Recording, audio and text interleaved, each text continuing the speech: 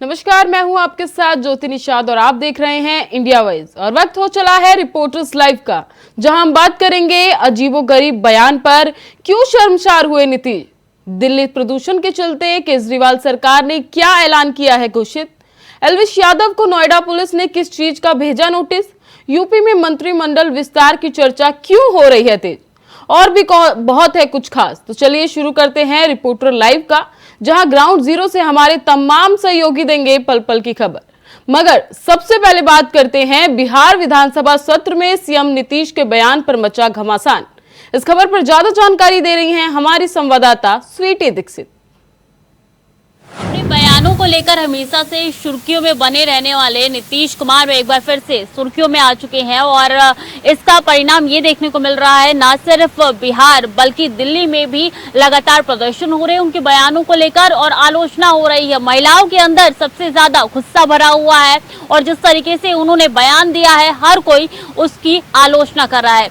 दरअसल हुआ यूं, बिहार का विधानसभा सत्र चल रहा था, उस दौरान महिला संरक्षण को लेकर और जिस तरीके से जो जनसंख्या आगे बढ़ रही है, महिला एजुकेशन को लेकर नीतीश कुमार ने बोलना शुरू किया।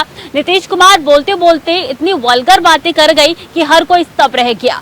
महिला वहां पे जितने भी महिला विधायक थी सबको अपना मुंह छुपाना पड़ा और लगातार उनसे कहा जा रहा है कि आप सीएम के पद पर तैनात है, इस तरीके की बातें आपको शोभा नहीं देते। लेकिन नीतीश बाबू रुके नहीं, वो लगातार अपने बयान देते रहे। अब बयान उनके वायरल हो रहे हैं, हर कोई की आलोचना कर रहा है। तेजस्वी यादव ने कहा है कि वो सेक्स एजुकेशन कर रहे थे, इसमें शर्माने वाली कोई बात नहीं है। तो उनकी माता यानी कि राबड़ी देवी ने कहा है कि उनके मुंह से गलती से निकल गया। अब देखिए, इस पूरे मसले पर जब विवाद बढ़ा, प्रदर्शन हुआ और कई जगह वाटर कैनन का इस्तेमाल हुआ, तो नीतीश बाबू ने कहा है कि मेरे मुंह से गलती से निकल गया, मैं क्षमा चाहता हूं, तमाम बहनों से क्षमा मांगता हूं, मैं अपने वर्ड्स को वापस लेता हूं। वहीं बीजेपी लगातार हमलावर है, बीजेपी नीतीश बाबू से इस्तीफे की मांग कर रही है। अब देखना होगा ये हंगामा कहां पर जाके रुकेगा और नीतीश बाबू कब तक इस तरीके के बयान देते रहेंगे। कैमरा पर्सन संदीप के साथ स्वीटी दीक्षित, इंडिया। बढ़ते अगली खबर की ओर, जहां दिल्ली में बढ़ते प्रदूषण को लेकर केजरीवाल सरकार ने सख्त निर्देश जारी किए हैं। क्या है निर्देश, बता रहे हैं हमारे संवाददाता तुषार कुमार। बढ़ते प्रदूषण को लेकर दिल्ली की केजरीवाल सरकार ने सर्दियों की छुट्टियों का ऐलान पहले ही कर दिया। बता दें कि 9 से लेकर 18 नवंबर तक दिल्ली के सभी स्कूलों को बंद कर दिया गया है। बता दें कि दिल्ली ने ये फैसला बच्चों की सुरक्षा को लेकर किया गया है। वैसे तो दिल्ली में विंटर्स की छुट्टियां नवंबर और दिसंबर महीने में पड़ती हैं, लेकिन दिल्ली सरकार ने बच्चों की सुरक्षा को लेकर ये विंटर्स की छुट्टियां पहले ही ऐलान कर दी। यानी अब 9 से 18 नवंबर तक दिल्ली के सभी स्कूल बंद रहेंगे। बता दें, राष्ट्रीय राजधानी दिल्ली में हवा की गुणवत्ता लगातार गिरती जा रही है। वातावरण में चारों तरफ धुआं ही धुआं नजर आ रहा है। ऐसी स्थिति को लगाम लगाने के लिए दिल्ली सरकार अलर्ट मोड पर है। ताजा जानकारी के मुताबिक दिल्ली में पर्यावरण मंत्री गोपाल राय ने प्रदूषण को लेकर सुप्रीम कोर्ट के द्वारा कल मंगलवार को दिए गए निर्देश का अनुपालन सुनिश्चित करते हुए आज बुधवार को संबंधित विभागों की बैठक बुलाई है। बता दें, दिल्ली के पर्यावरण मंत्री गोपाल राय ने 13 नवंबर से 20 नवंबर तक लागू होने वाली ऑड एंड इवन योजना के संबंध में सुप्रीम कोर्ट पर चर्चा के दौरान आज तत्काल बैठक बुलाई। इस संबंध में एक अधिकारी ने कहा कि सुप्रीम कोर्ट की टिप्पणी को लेकर लागू करने के लिए बुलाई गई बैठक दोपहर 12 बजे से शुरू हुई, जिसमें परिवहन, राजस्व और अन्य विभाग के प्रतिनिधि शामिल हुए। सुप्रीम कोर्ट ने वायु प्रदूषण पर काबू करने के लिए दिल्ली सरकार की ऑड एंड इवन नीति पर मंगलवार पर निशाना साधा और पूछा कि इससे कितना प्रदूषण कम होता है। इसका कोई आकलन नहीं किया गया। बता दें कि दिल्ली में सुप्रीम कोर्ट ने भी प्रदूषण को लेकर काफी सतर्क नजर आ रही है। उन्होंने स्मोक टावर का काम जल्द से जल्द शुरू करने के निर्देश दे दिए हैं। कैमरा पर्सन संदीप के साथ मैं तुषार कुमार, इंडिया वॉइस, दिल्ली। दिल्ली के पर्यावरण मंत्री ने ली बैठक। बैठक के बाद क्या निर्देश जारी किए, बता रहे हैं हमारे संवाददाता अजीत कुमार। दिल्ली में प्रदूषण का कहर लगातार बढ़ता जा रहा है। जैसे जैसे प्रदूषण का कहर लगातार जारी है, वैसे वैसे दिल्ली सरकार भी इस प्रदूषण पर अंकुश लगाने के लिए लगातार भरसक प्रयास कर रही है। हर रोज प्रदूषण के मद्देनजर दिल्ली सरकार के नए नए फैसले भी सामने आ रहे हैं। इसी को लेकर के दिल्ली सरकार द्वारा एक नया फैसला सामने आया है, जहां आज दिल्ली सरकार में पर्यावरण मंत्री गोपाल राय ने एक बैठक की और बैठक के बाद ये फैसला लिया कि दिल्ली से सटे अन्य राज्यों में रजिस्टर्ड ऐप आधारित कैब को दिल्ली में एंट्री नहीं दी जाएगी। इससे अब साफ हो चुका कि दिल्ली में अब प्रदूषण के मद्देनज़र उन्हीं ऐप आधारित कैब को फैसिलिटी दी जाएगी जो दिल्ली में ही रजिस्टर्ड है, यानी कि दिल्ली से बाहर जो आसपास के राज्यों में जो गाड़ियां रजिस्टर्ड हैं, जो ऐप आधारित कैब जो अन्य राज्यों में चल रही है, उनको अब दिल्ली में प्रवेश नहीं दिया जाएगा। देखने वाली बात ये होगी लगातार जिस तरीके से दिल्ली सरकार हर रोज नए नए फैसले कर रही है प्रदूषण को रोकने के लिए, तो ऐसे में अब ये फैसला प्रदूषण पर लगाम लगाने के लिए कितना कारगर साबित होता है। आपको बता दें कि इससे पहले भी ओड इवन को लेकर के भी दिल्ली सरकार का फॉर्मूला एक बार फिर से लागू किए जाने का फैसला सामने आया था। वहीं दिल्ली में पटाखे विशेष रूप से बैन किए गए हैं, जबकि अगर मैं बात करूं तो दिल्ली के सरकारी स्कूलों पर भी उसकी भी छुट्टी कर दी गई है। ऐसे कर करके दिल्ली सरकार लगातार नए नए फैसले रोज लेके आ रही है ताकि दिल्ली में बढ़ते प्रदूषण पर लगाम लगाई जा सके। लिहाजा देखना लाजमी होगा कि अब ये नया फैसला प्रदूषण को रोकने में कितना कारगर साबित होता है। Ajit Kumar, India voice, Delhi. बढ़ते हैं अगली खबर की ओर, जहां big boss winner Elvish Yadav की बढ़ती जा रही मुश्किलें। क्या है पूरा मामला, बता रहे हैं हमारे संवाददाता नितिन चौधरी।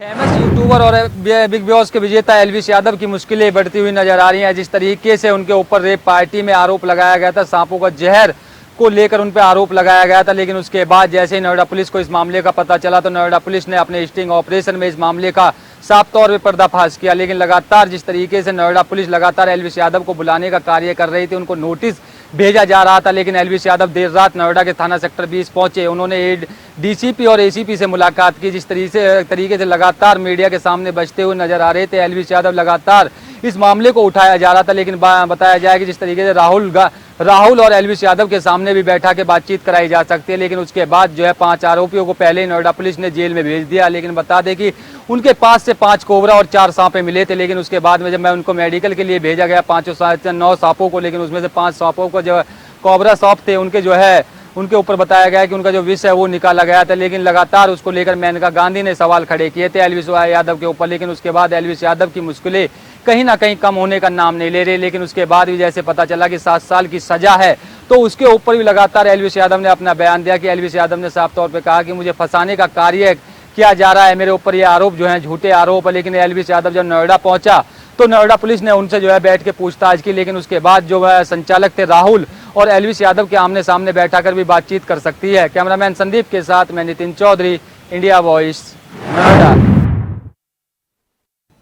रुक करेंगे अगली खबर का, जहां उत्तराखंड राज्य स्थापना दिवस को लेकर तैयारियां हुई पूरी, जिसका जायजा हमारे संवाददाता तुषार गुप्ता ने लिया। बृहस्पतिवार यानी कि 9 नवंबर को उत्तराखंड का स्थापना दिवस है और इसके लिए तैयारियां जोरों पर है।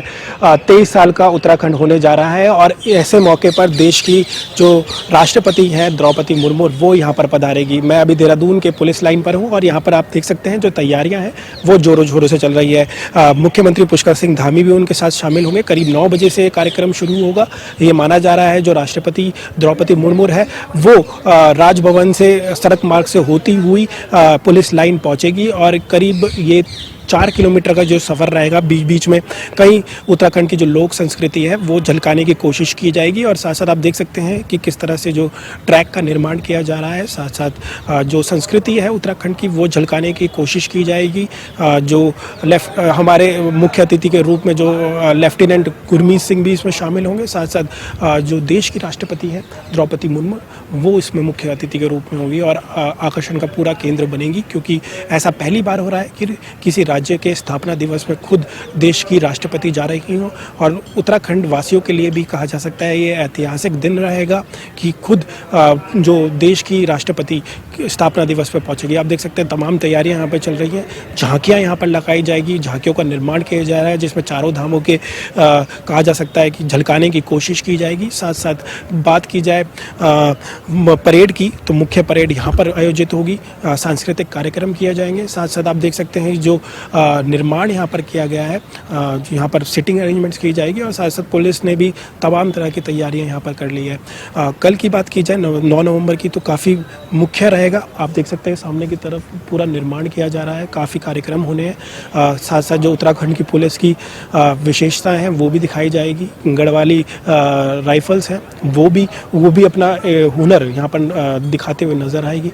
तो उत्तराखंड के लिहाज से कल बहुत महत्वपूर्ण दिन है और इसकी तैयारियाँ पुलिस लाइन पे जोरों शोरों से चल रही है। अब देख सकते हैं कुर्सियों का निर्माण, कुर्सियाँ यहाँ पर लगा दी गई है। कल 9 बजे से ये कार्यक्रम शुरू हो जाएगा। मुख्य अतिथि के रूप में जो प्रदेश के मुख्यमंत्री पुष्कर सिंह धामी यहाँ पर मौजूद रहेंगे और प्रदेश के कई वरिष्ठ नेता या फिर साथ साथ देश की जो राष्ट्रपति है द्रौपदी मुर्मू वो मुख्य अतिथि के रूप में होगी। अब देखना होगा कि उत्तराखंड का जो स्थापना दिवस है कितना भव्य और दिव्य होने जा रहा है और इसको लेकर प्रशासन की तरफ से तमाम तरह की तैयारियां पूरी कर ली है। कैमरा जर्नलिस्ट निशांत चौहान के साथ मैं तुषार गुप्ता। अलीगढ़ का नाम बदलने पर हो रही है बयानबाजी। खबर पर ज्यादा जानकारी दे रहे हैं हमारे संवाददाता मोहम्मद शहनवाज। निगम बोर्ड मीटिंग के बाद लगातार अलीगढ़ का नाम हरिगढ़ बदले जाने के बाद मामला सुर्खियों में आ रहा। तो वहीं supreme court bar association housing society के अध्यक्ष नीरज शर्मा का एक बयान आया जिसमें नीरज शर्मा ने साफ तौर पर कहा है कि जब अलीगढ़ का नाम बदल कर हरिगढ़ हो रहा है तो कहीं ना कहीं अलीगढ़ मुस्लिम यूनिवर्सिटी का नाम भी बदल कर अब हरिगढ़ यूनिवर्सिटी होना चाहिए। तो वहीं नीरज शर्मा के द्वारा बताया गया कि लगातार उनके द्वारा इस मामले को लेकर 271 सभाएं की गई हैं और जिसमें 10 लाख लोगों से ज़्यादा इस मुहिम में हस्ताक्षर किए गए, जिनकी मुहिम में उनके द्वारा बताया गया कि लगातार वे लोग अलीगढ़ का नाम बदल कर हरिगढ़ रखना चाहते हैं। तो उसी के चलते कहीं ना कहीं नीरज शर्मा का कहना है कि जिस तरीके से जिला पंचायत में इस प्रस्ताव को सहमति दी गई थी उसके बाद कहीं ना कहीं नगर निगम बोर्ड मीटिंग में भी इस प्रस्ताव को सहमति दी गई है। जब अब अलीगढ़ का नाम हरिगढ़ रखा जाएगा तो कहीं ना कहीं नीरज शर्मा का कहना है कि जिस तरीके से इस मुहिम में लोगों जुड़ा है, जिसमें लोग चाहते हैं कि अलीगढ़ का नाम बदल कर अब हरिगढ़ रखा जाए, तो कहीं ना कहीं जब अलीगढ़ का नाम हरिगढ़ होने जा रहा है तो अलीगढ़ मुस्लिम विश्वविद्यालय का नाम भी अब हरिगढ़ के नाम पर होना चाहिए।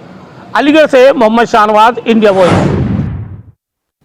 बढ़ते हैं अगली खबर की ओर, जहां हजारीबाग में प्रसिद्ध कोयला व्यवसाय पर पड़ी जीएसटी की मार। इस खबर पर ज्यादा जानकारी दे रहे हैं हमारे संवाददाता प्रमोद खंडेवाल। झारखंड के हजारीबाग की बात कर रहे हो जहां पर मंगलवार को सुबह प्रसिद्ध कोयला व्यवसायी अभय कुमार सिंह के आवास व कार्यालय में जीएसटी की जांच हुई। सबसे पहले आपको मैं बता दूं कि चूंकि 4 गाड़ियों में 10 से 12 की टीम थी और अब तक ये सामने नहीं आ पाया कि क्या कुछ सामने निकल कर आया है, क्योंकि लगभग 20 घंटों के बाद जीएसटी की टीम यहाँ से लौटी है। साथ ही साथ ये भी मैं बता दूं कि 16 अप्रैल को कोल लिंकेज मामले में अभय कुमार सिंह की गिरफ्तारी भी हुई थी। उसके बाद मामला तूल पकड़ता गया और वहीं मंगलवार की सुबह 10 बजे जीएसटी की टीम ने आवास व कार्यालय में धावा बोला। अपने सहयोगी कैमरामैन के साथ प्रमोद खंडेलवाल, इंडिया वॉइस, हजारीबाग। चंदौली में शाकिब हत्या के मामले में पुलिस ने किया खुलासा। खबर पर ज्यादा जानकारी दे रहे हैं हमारे संवाददाता पवन पांडे। बीते 4 नवंबर को अलीनगर थाना क्षेत्र के लोको कॉलोनी के समीप एक पुराने डाकघर के जर्जर भवन में एक रक्त रंजित शव मिलने से सनसनी फैल गई थी।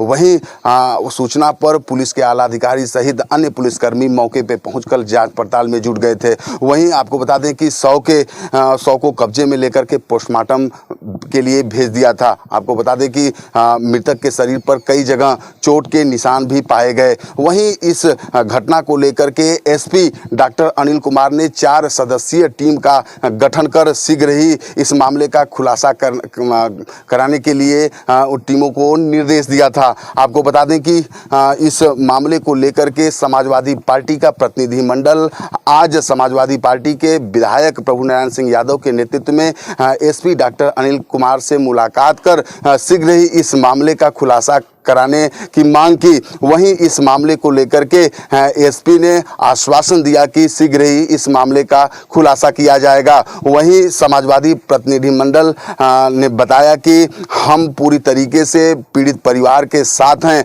अगर पुलिस इस मामले को लेकर के कोई भी हिला हवाली करती है तो हम लोग आंदोलन के लिए एक मजबूत रणनीति तैयार करेंगे। पवन Pandey, India voice, Chandauli.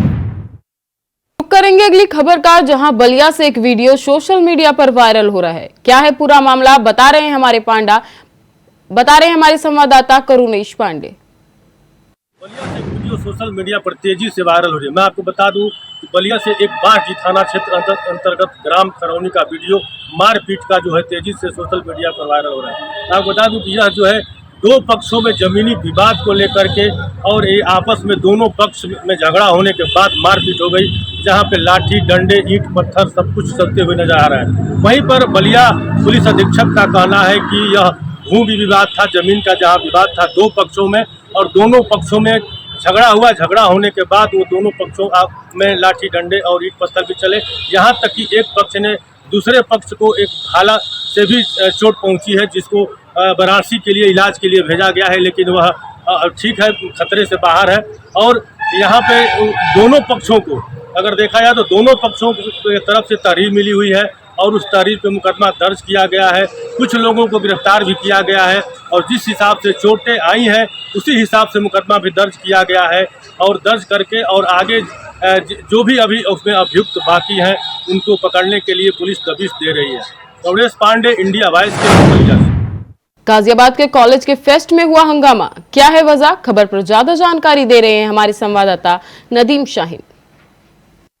Nardeep college में फ्रेशर पार्टी के बाद जय श्री राम का नारा लगाना भारी पड़ गया। हालांकि आपको बता दें, जय श्री राम के नारा लगाने के बाद कॉलेज की अध्यापिका ने बच्चों को फटकार लगाते हुए एक वीडियो भी वायरल हो रहा है, जिसमें कहा जा रहा है कि ये फर्जी ड्रामा मत कीजिए, तुम एक बार बोलोगे मैं 10 बार जय श्री राम बोलती हूँ। हालांकि इस बात के बाद किसी बच्चे ने सोशल मीडिया पर एक वीडियो वायरल कर दिया, जो कि वहीं खड़े हुए छात्र ने बनाया था, जिसके बाद अब कॉलेज प्रशासन बैकफुट पाया है। कॉलेज प्रशासन के जो गार्ड हैं उन्होंने माफी मांगते हुए एक सोशल मीडिया पर वीडियो जारी किया है, जिसके बाद से वो कहीं ना कहीं सहमे हुए दिखाई दे रहे हैं, कि जिसके कहीं ना कहीं वो लगता है कि उन्हें 16 साल को ड्यूटी देते हुए हो गए हैं और ऐसे में कभी भी उनके सामने ऐसी परिस्थिति नहीं आई। लेकिन इस बार उन्होंने जो डांट डपट हुई है उसके बाद वो कहीं ना कहीं अपनी माफी मांगते हुए नजर आ रहे हैं। कॉलेज प्रशासन यानी कि बैकफुट पर आता हुआ नजर आ रहा है। सहयोगी माइक के साथ मैं नदीम शाहीन, इंडिया वॉइस, गाजियाबाद।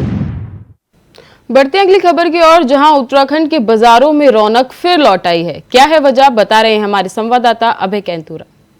होली का पर्व है, धनतेरस जैसे शुभ अवसर इस पर है, और ऐसे में देहरादून का जो बाजार है वो पूरी तरीके से सजा हुआ है। बाजारों में जो रौनक है वो फिर से लौट आई है, क्योंकि त्योहारी पर्व है, सीजन वाला पर्व है, लोग खरीदारी करने के लिए आ रहे हैं।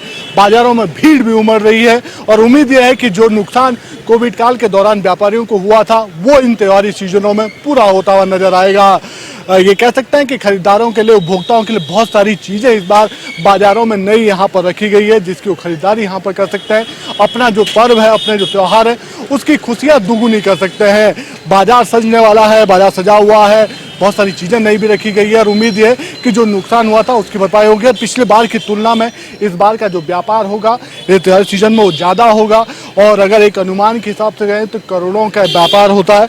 अगर सराफा बाजार की बात करते हैं तो पिछली बार 9 से 10 करोड़ का बाजार एक दिन का होता है। इस बार उम्मीद है कि बाजार देहरादून का जो पूरा बाजार है इस बार भी 50 करोड़ से ऊपर का आंकलन यहाँ पर बाजार में खरीदारी का रखा गया है, और उम्मीद यह है कि त्योहारों के सीजन में लोगों की खुशियाँ इस बार खरीदारी से और दुगुनी होने वाली है। कैमरामैन अतुल के साथ अभय कैंतुरा, इंडिया वॉइस, देहरादून।